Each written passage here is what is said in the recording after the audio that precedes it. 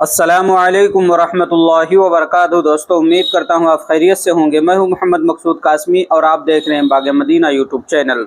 دوستو اس وقت دارالعلوم ندوۃ العلماء کی ہر طرف چرچا ہے، کیونکہ دارالعلوم ندوۃ العلماء نے کچھ کام ہی ایسا کیا ہے کہ ہر طرف تعریف کی جا رہی ہے، اور اسی قدم کو دیکھتے ہوئے اور دوسرے جو مدارس ہیں انہیں مشورہ بھی دیا جا رہا ہے کہ جس طریقے سے دارالعلوم ندوۃ العلماء نے یہ قدم اٹھایا ہے دوسرے مدرسے والوں کو بھی اٹھانا چاہیے۔ کیا ہے پورا معاملہ، میں آپ حضرات کو اس ویڈیو میں یہی بتانے کے لیے حاضر ہوا ہوں۔ تو میں آپ سے گزارش کرتا ہوں کہ میں اسی طریقے کی ویڈیو روزانہ آپ حضرات کے لیے لاتا رہتا ہوں، تو آپ لوگ ویڈیو تو دیکھ لیتے ہیں لیکن سبسکرائب نہیں کرتے، تو برائے مہربانی سبسکرائب کر لیجئے تاکہ آئندہ جب میں کوئی ویڈیو ڈالوں تو آپ کے پاس نوٹیفیکیشن پہنچ جائے اور آرام سے ویڈیو دیکھ سکیں۔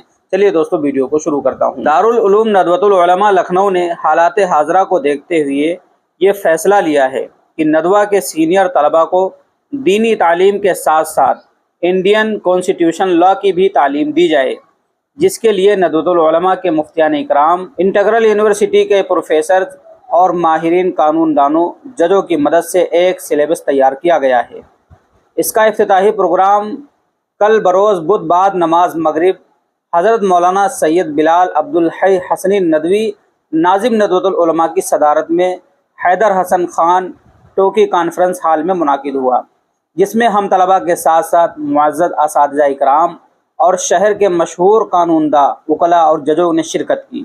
اس کانفرنس میں اس بات پر بھی غور کیا گیا کہ اس کا ایک ایسا سرٹیفکیٹ بھی ہم طلباء کو دیا جائے جو حکومت ہند کی نگاہ میں قابل قبول ہو۔ اسی کے ساتھ ساتھ انٹیگرل یونیورسٹی کی جانب سے دارالعلوم ندوۃ العلماء سے یہ درخواست بھی رہی کہ دارالعلوم ندوہ کے مفتیان اکرام اور مسلم پرسنل لا بورڈ کے ممبران، ہم وکلاء، ججز اور ہمارے اسٹوڈنٹس کے لیے ایک ایسا سلیبس تیار کریں جس سے ہمیں بھی مسلم پرسنل لا کے متعلق بنیادی معلومات سے واقفیت ہو جائے۔